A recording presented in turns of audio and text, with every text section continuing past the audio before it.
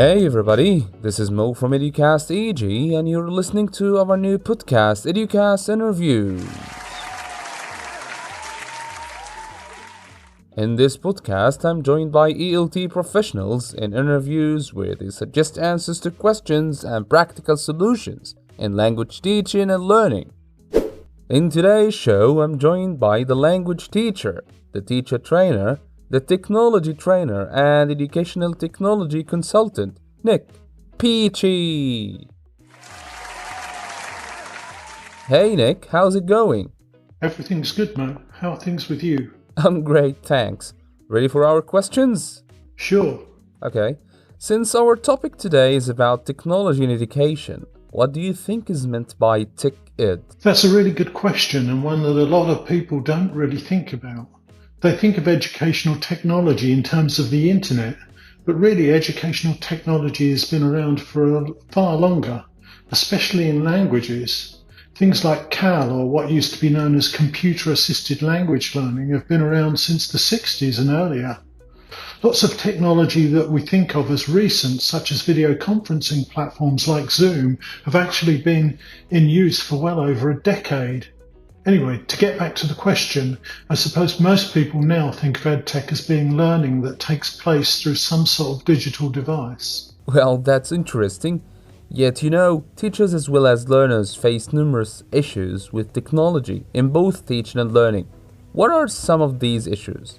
Well, primarily the issues are around access, both access to devices and access to connectivity. Some teachers and students may share a device with the rest of their family, so that getting some time on the device may be difficult, and then there's the cost of connectivity. I've gotten used to thinking of connectivity as being free, but for a lot of people it's quite expensive. Then the next problem is how to use it effectively. Many teachers still have had very little formal training on how to use technology to enhance their students' learning.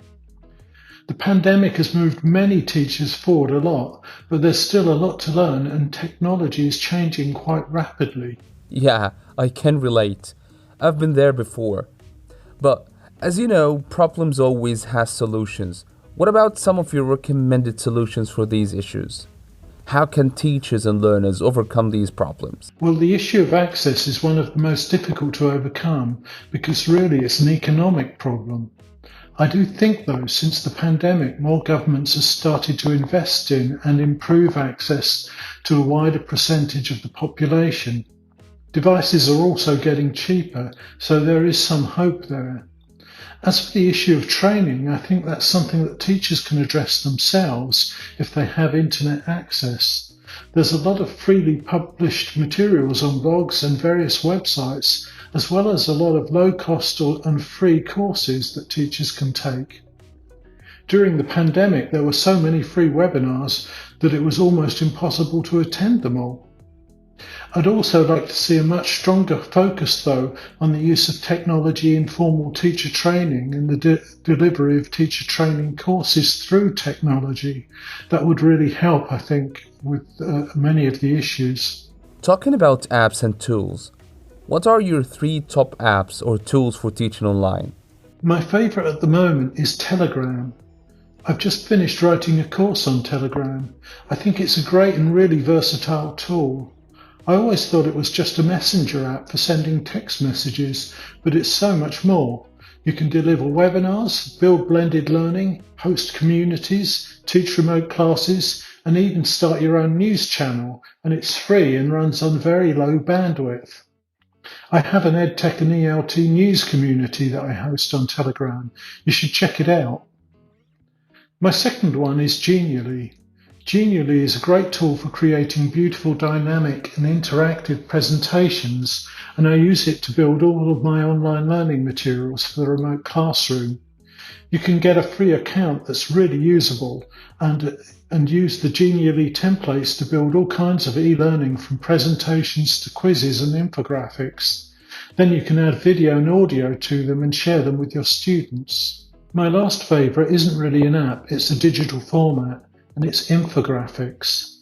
There are thousands of infographics online, and these are great for language learning. They combine a lot of information with colourful illustrations to make information much easier to understand.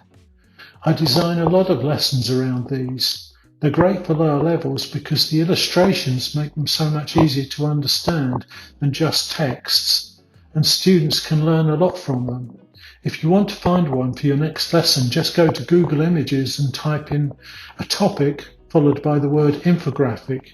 You're sure to find lots. That's very interesting. Thanks a lot, Nick, for your time. It was a real pleasure having you today. Thanks, Mo. It was a real pleasure. And now we have come to the end of our show for today.